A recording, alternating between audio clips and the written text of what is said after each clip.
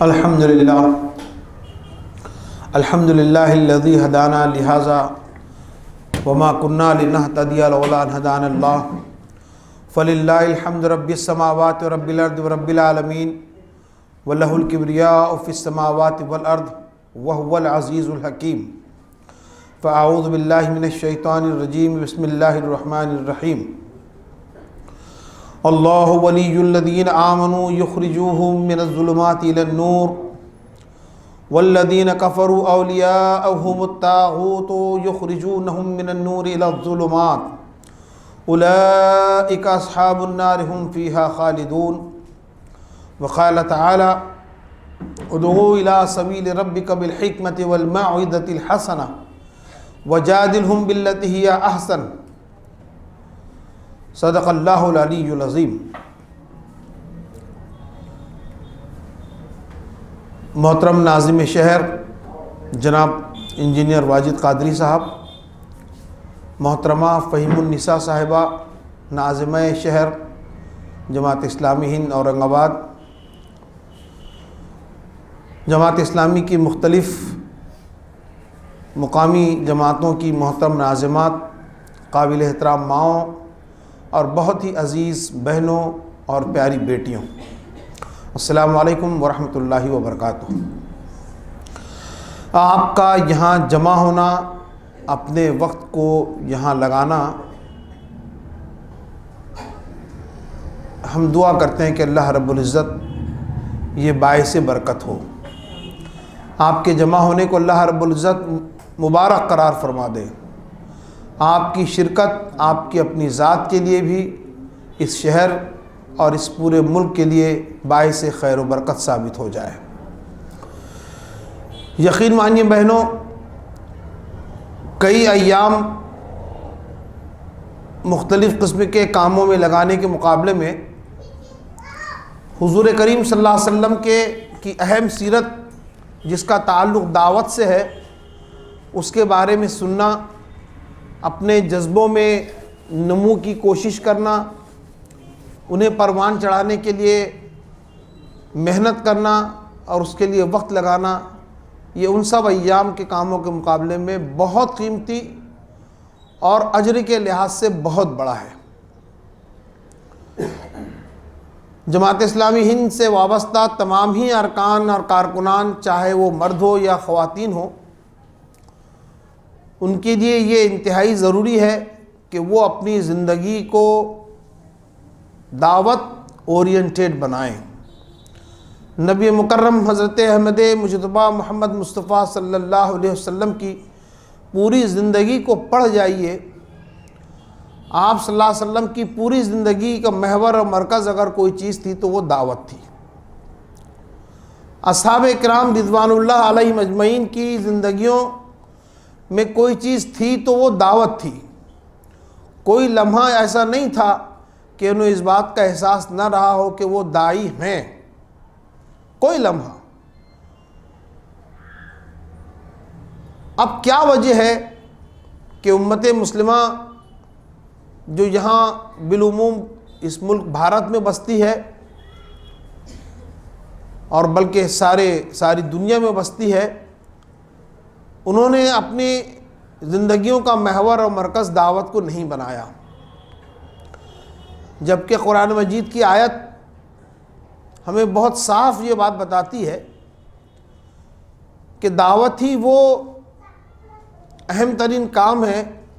جو لوگوں کے شر سے تمہیں بچائے گا۔ قرآن مجید کی یہ جو آیت، جس کا تفصیل ابھی محترم واجد بھائی نے بھی آپ کے سامنے پیش کی، کہ جس میں اللہ رب العزت نے ارشاد فرمایا کہ جو کچھ تم پر نازل کیا گیا وہ اسے تم لوگوں تک کے پہنچا دو۔ تم نے اگر یہ کام نہیں کیا، اچھا یہ بات کہی کسے جا رہی ہے؟ یہ اللہ رب العزت اپنے سب سے محبوب بندے نبی آخر الزماں سے یہ بات ارشاد فرما رہے ہیں کہ اگر تم نے اس کام کو نہیں کیا تو تم نے پیغام بری کا اور پیغام کو پہنچانے کا کام پورا نہیں کیا، اس کا حق ادا نہیں کیا۔ اور یہی وہ کام ہے کہ جو لوگوں کے شر سے تمہیں بچائے گا۔ سورہ مائدہ کی بہت مشہور آیت ہے یہ۔ اب آپ دیکھیے اس ملک میں پورا جائزہ لیجئے، خصوصیت کے ساتھ میں ان 70-75 یعنی پون صدی میں جو کچھ ملت کے ساتھ ہو رہا ہے، اس میں طاغوت اور باطل کا کتنا دخل ہے اور ہمارے اعمال کا کتنا دخل ہے۔ ہم نے اس کام کو کہ جو نبوی کام ہے اس کام کو حرز جان نہیں بنایا تو ظاہر ہے کہ اب اس وقت جو کچھ بھی صورتحال ہمارے ساتھ درپیش ہے اس سے ہم جانتے ہیں، بخوبی واقف ہیں کہ شریعت کے اوپر میں حملے کیے جاتے ہیں، ہمارے پرسنل لاء کے ساتھ میں چھیڑ چھاڑ کی جاتی ہے، اور آپ کے جو حقوق ہیں وہ حقوق نہیں دیے جاتے ہیں۔ جبکہ صحیح بات یہ ہے کہ اسلام کے ماننے والے تو وہ لوگ ہیں کہ جو حقوق لینے میں یقین نہیں کرتے ہیں، مانگنے والے نہیں ہوتے ہیں، بلکہ ان کا اسٹیٹس اور ان کا مقام تو یہ ہے کہ وہ لوگوں کو دیتے ہیں۔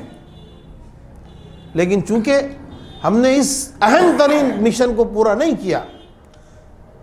ہماری زندگی کے سب سے اہم کام کو ہم نے نہیں کیا، اپنے پسے پش ڈال دیا اور ہم بس لگے رہے، وہی ہمارا چولہا چوکھا ہے، وہی ہمارا کاروبار کی دوڑ دھوپ ہے، وہی فکر معاش ہے، وہی ہمارے آپسی جھگڑے فساد ہیں، اور وہی بس چھوٹی چھوٹی چیزیں اور تنازعات ہیں، انہی میں ہم چونکہ لگے رہے، تو اللہ رب العزت نے آج صورتحال ہمارا یہ بنا دیا کہ اب ہم کو مانگنے کے اوپر میں مجبور ہونا پڑ رہا ہے۔ ورنہ اللہ رب العزت نے تو یہ بات ارشاد فرمائی کہ فَلَنَسْأَلَنَّ الَّذِينَ أُرْسِلَ إِلَيْهِمْ وَلَنَسْأَلَنَّ الْمُرْسَلِينَ، کہ ہم تو جن تک کے بات پہنچائی گئی ہے، جن تک ترسیل دعوت کا کام ہوا ہے، ہم ان سے بھی پوچھیں گے، اور جنہوں نے پہنچایا ان سے بھی پوچھیں گے کہ تم نے اس کام کو کیا کہ نہیں کیا۔ اور یہ سوال اور یہ جواب اللہ معاف کرے ہونے والا ہے، اور بہت تفصیل سے بات یہ آئی ہے کہ اس میں کوئی تخصیص مرد و خواتین کی نہیں ہے، بلکہ جو سوال مردوں سے کیا جانا ہے وہی سوال خواتین محترم سے بھی ہوگا، ہماری ماؤں سے ہوگا، بیٹیوں سے ہوگا، ہماری بہنوں سے ہوگا۔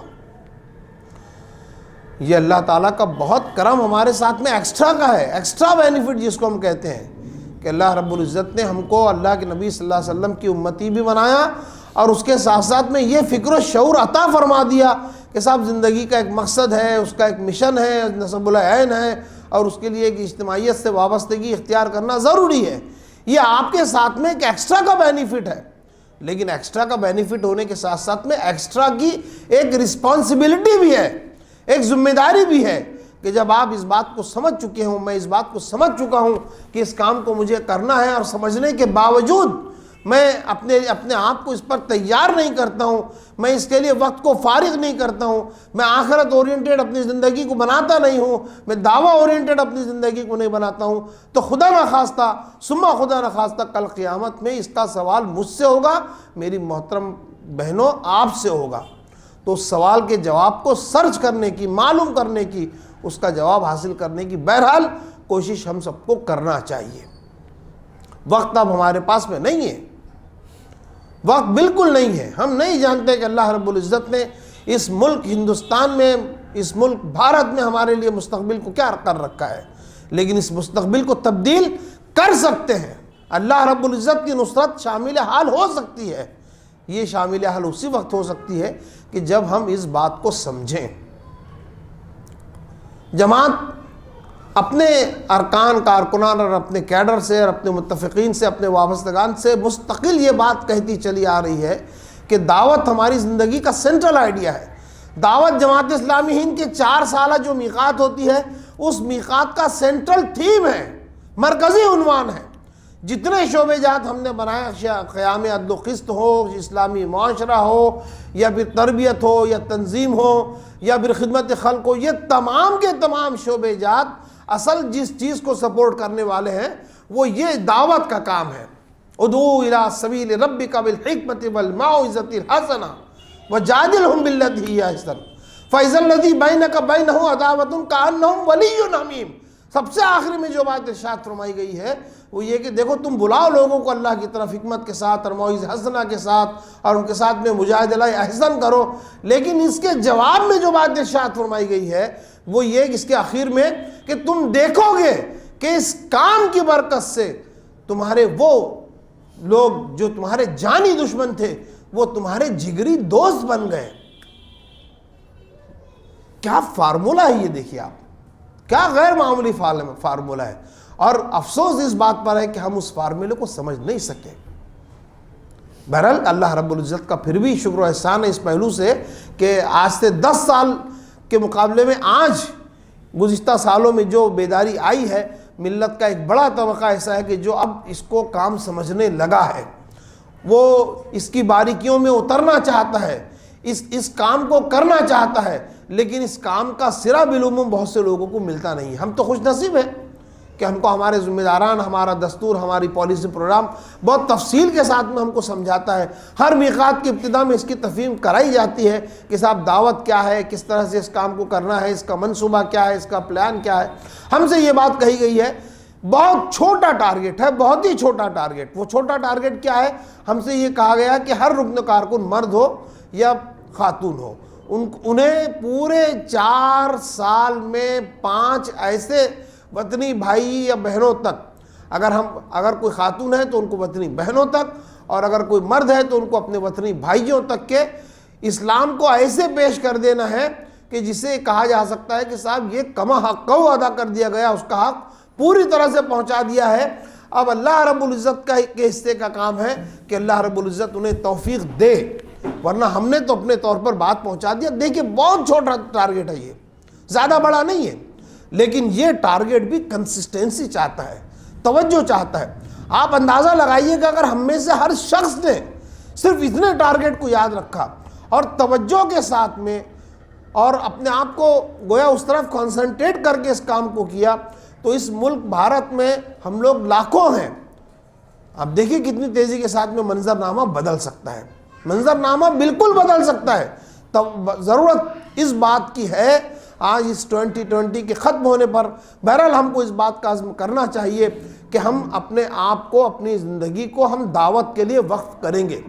اللہ رب العزت کی رحمتیں، اس کی برکتیں، اس کی سعادتیں، اس کی نصرت، یہ تمام ہمارے شامل حال رہے گی۔ اور یہ تمام شامل حال صرف یہ کوئی ادھار بات ہے، ایسا نہیں ہے،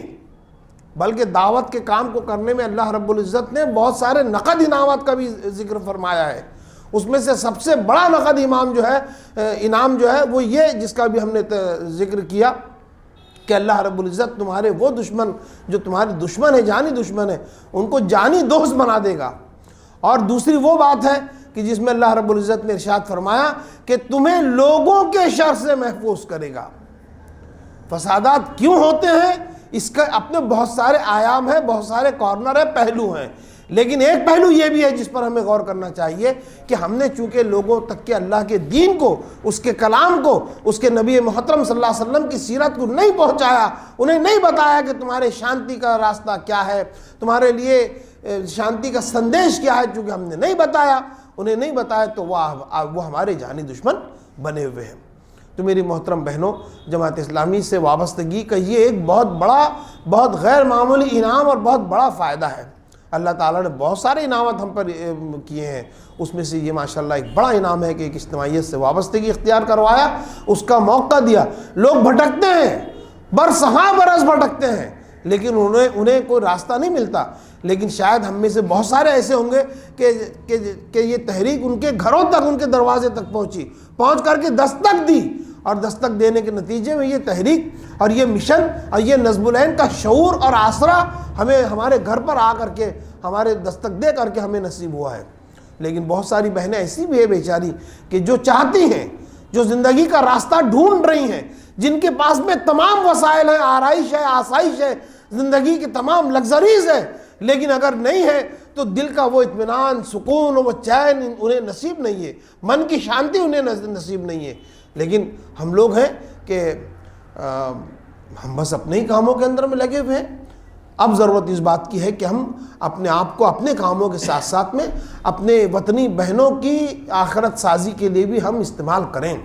یہ بڑی ذمہ داری کی بات ہے۔ وہ انعامات جو ہمیں آخرت میں ملنے ہیں، جس میں اللہ رب العزت نے بہت سارے جو وعدے ہم سے کیے ہوئے ہیں، وہ تمام ہمارے منتظر ہیں۔ اب دیکھیے کہ الحمدللہ یہ بڑا اس کا شکر و احسان ہے کہ اس نے اب ہمیں ایک اور موقع دیا کہ ہم اپنے آپ کو تندہی کے ساتھ 10 دن کے لیے بالکل لگا دیں،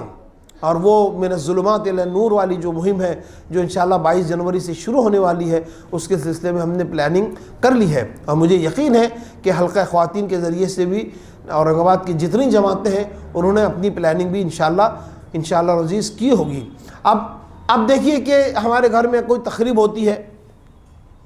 کوئی تہوار ہوتا ہے، تو اس تقریب کے لیے، اس تہوار کے لیے ہم لوگ مطلب ہفتوں سے تیاری کرتے ہیں، ہفتوں پہلے سے تیاری کرتے ہیں، اور پھر جب وہ تقریب کا وقت آتا ہے تو اس سے پہلے 2-4 دن اور اس کے بعد 2-4 دن، گویا 10 دن یا 2 ہفتے تقریباً ہم اپنے آپ کو اس میں جٹائے رکھتے ہیں، تھکتے نہیں ہیں ہم لوگ۔ کتنی راتیں اس کے اندر میں نکل جاتی ہیں، کتنے ایام نکل جاتے ہیں، نیند نہیں ہو پاتی ہیں، لیکن یہ ایک جذبہ ہوتا ہے کہ میرے گھر میں میرے بیٹے کی شادی ہے یا میرے بیٹی کی شادی ہے یا اور کوئی بڑا کام ہے، تو اس کام کو کر لینے کے بعد تو پھر بہرحال آرام کرنا ہے۔ جب ہم اپنے ایسے کام کہ جس کی وقت ہے لیکن اس کام کے مقابلے میں وقت اس کی کم ہے، اس کے لیے ہم اپنے آپ کو اتنا لگا سکتے ہیں، تو یقینی طور پر ہمیں اپنے آپ کو اس کے لیے پری پلان کرنا چاہیے۔ میں یہ بات اس سے پہلے بھی عرض کر چکا ہوں، آج پھر آپ حضرات سے چونکہ راست الحمدللہ ملاقات ہو رہی ہے، تو پھر میں کہنا چاہتا ہوں، آپ کو بھی کہنا چاہتا ہوں اور خود کو بھی یاد دلانا چاہتا ہوں کہ ہمیں اپنی زندگی کی تنظیم اس پہلو سے کرنا چاہیے، بالخصوص مہم کے عنوان سے۔ یعنی ایک تنظیم تو یہ ہے کہ ہم وقت کی فراغت کر لیں، بہت پہلے سے ہم اپنے آپ کو یکسو کر لیں، اپنے مختلف کام ہوں، کوئی ایجنڈاز ہوں تو ان ایجنڈاز کو وقت سے پہلے مکمل کر لیں، اپنے آپ کو پوری طرح سے فارغ کر لیں۔ ایک بات تو یہ ہے، لیکن اس سے بڑا تقاضا جو ہے وہ یہ ہے کہ میں اپنی زندگی کو منور رکھنے کی کوشش کروں، جس کی طرف ہمارے بھائی نے چونکہ اچھی تفصیل سے باتیں بتائی ہے، میں زیادہ تفصیل میں نہیں جاؤں گا کہ میرا دل یہ میگنیٹ بن جائے۔ وہ میگنیٹ اسی وقت بن سکتا ہے واجد صاحب کے بقول کہ جب تک کہ ہم اپنے اس دل کو، اپنے اس قلب کو پاکیزگی عطا نہیں کریں گے۔ ارے اللہ رب العزت نے ہمیں جو روح عطا فرمائی ہے تو وہ تو بہت پاک باز روح تھی نا، بہت پاکیزہ، بہت معطر، بہت پرنور روح تھی۔ نعوذ باللہ من ذالک، ہم ایسا نہیں سوچ سکتے کہ اللہ رب العزت ہم کو کوئی خراب روح عطا کرے گا۔ تو یہ بات تو ہم جانتے ہیں کہ یہ جو روح ہم کو دی گئی ہے یہ اللہ رب العزت ہے، من جانب اللہ ہے، جو آج ہمارے درمیان ہے۔ یہی روح ہے جو اس 5-6 فٹ کے لاشے سے جب نکل جاتی ہے تو وہ لاشا بن کر کے رہ جاتا ہے۔ تو اللہ رب العزت کے حضور ہم کیا چاہتے ہیں؟ کیا ہم یہ چاہتے ہیں کہ ہم اس روح کو بالکل جو اس نے بہت معطر اور پرنور اور بہت شاندار طریقے سے ہمیں عطا کیا تھا، بہت پاک باز عطا کیا تھا، تو ہم اس کو خراب کر کے دے دیں؟ ہم اس میں اپنی زندگی کی آلائشیں اور گندگیاں ڈال کر کے جب اس کے پاس جائے تو وہ روح ہم اسے دیں کہ لے مالک تو نے جو روح مجھے دیا تھا یہ روح میں تجھے لوٹا رہی ہوں یا لوٹا رہا ہوں؟ تو ہم یہ نہیں چاہیں گے۔ ہم یقینی طور پر یہ چاہیں گے کہ اللہ تعالیٰ نے جیسی روح معطر دیا تھا، جتنی پرنور دیا تھا، کم سے کم ویسی ہم نہ لوٹا سکے تو وہ بہت زیادہ خراب نہ ہو کہ ہمارا مالک اس سے قبول کرنے سے انکار کر دے۔ تو ضروری ہے کہ یہ جو من الظلمات الی النور والی جو بات ہے تو اس کا پہلا مخاطب میں اپنے آپ کو بناؤں۔ میں امیر حلقہ ہوں تو اس کا مطلب یہ نہیں ہے کہ اس کا مخاطب میں نہیں ہوں، بلکہ پہلا مخاطب میں ہوں۔ اس ریاست میں مہم چلائی جا رہی ہے، اس ریاست کا ذمہ دار میں ہوں، تو یہ بات مجھ پر پہلے فرض ہوتی ہے، عائد ہوتی ہے کہ میں اپنے آپ کو ویسا پر نور، ویسا معطر کروں، اور نور میرے کردار سے پھوٹے، لوگ میرے گھر کو دیکھیں تو وہ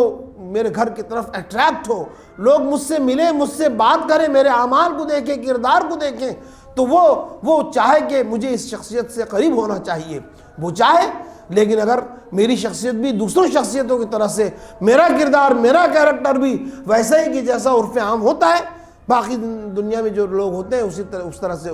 جیسا ان کا ہوتا ہے ویسا میرا ہے، تو ظاہر ہے کہ یہ تو بات وہی ہو جائے گی کہ تم وہ بات کیوں کہتے ہو کہ جو کرتے نہیں، لما تقولون ما لا تفعلون،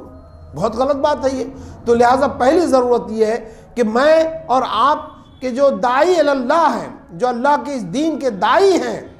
جو اس کو لے کر کے نکلنا چاہتے ہیں نکلتے ہیں، وہ اپنے آپ کو بنائیں، سنواریں، اپنی شخصیت کو پر نور بنائیں، شخصیت کی آلائشوں سے اپنے آپ کو پاک کریں اور اپنے اندر میں خوشبو پیدا کریں، تاکہ جب بہنیں آپ سے ملے تو بہنیں مل کر کے ان کو یہ لگے کہ صاحب یہ ہے زندگی،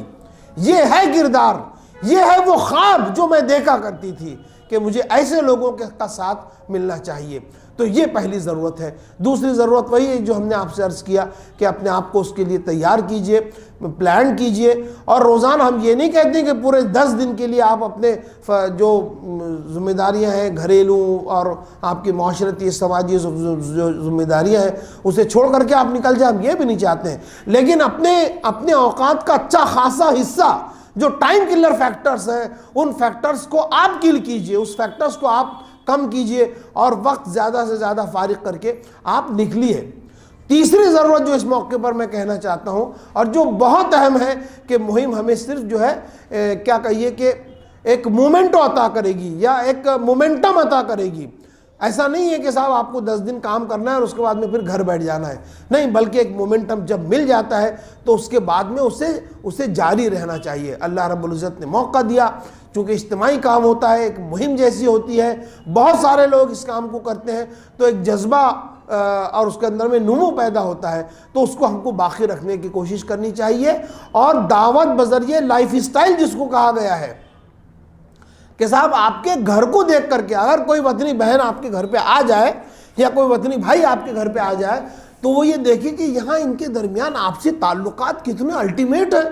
کتنے غیر معمولی ہیں، کیا ادب ہے، چھوٹوں کے ساتھ میں شفقت کا کیا معاملہ ہے، اور کیا سلیقے کے ساتھ میں دسترخوان پہ سب ایک ساتھ بیٹھ کر کے کھانا کھاتے ہیں، دعا پڑھتے ہیں، ان کی پلیٹوں کے اندر میں کوئی جھوٹا ہوتا نہیں ہے، یہ اپنے سامنے سے کھاتے ہیں۔ یہ سب چیزیں، ان کا گھر پاک صاف پاک باز ہوتا ہے، کہیں کچرا نہیں ہوتا ہے، ٹھیک ہے گھر سیدھے سادے ہوں گے کوئی مسئلہ نہیں ہے، لیکن بالکل صاف صفائی ہوگی اور اس گھر کے اندر میں ایک روحانی فضا ہوگی۔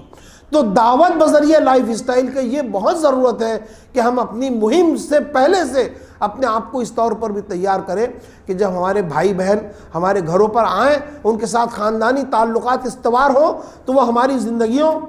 کو دیکھ کر کے وہ یہ چاہیں کہ ہمیں ایسی زندگی اختیار کرنی چاہیے۔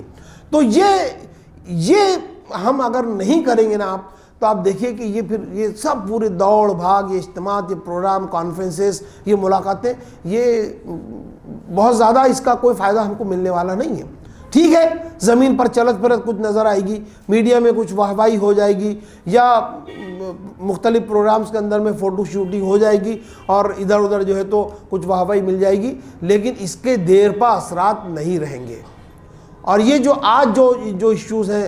اس ملک میں، بھارت میں رہتے ہوئے، اس سماج میں رہتے ہوئے جو ایشوز ہیں، جو مسائل جن کو ہم کہتے ہیں، ان مسائل کا حل ہمارا یہ بالکل ایمان ہے، ایقان ہے ہمارا یہ کہ ان تمام مسائل کا اگر کوئی حل ہے تو وہ یہی کار دعوت ہے، یہ نبوی کام ہے، یہ انبیائی کام ہے جس کو تمام انبیاء نے کیا۔ شرع لکم من الدین ما وصی بہ نوحا والذی اوحینا الیک وما وصینا بہ ابراہیم وموسیٰ وعیسیٰ ان اقیموا الدین ولا تتفرقوا فیہ۔ یہ اقامت دین آخر ہے کیا؟ اقامت دین کا راز تعلق دعوت سے ہے۔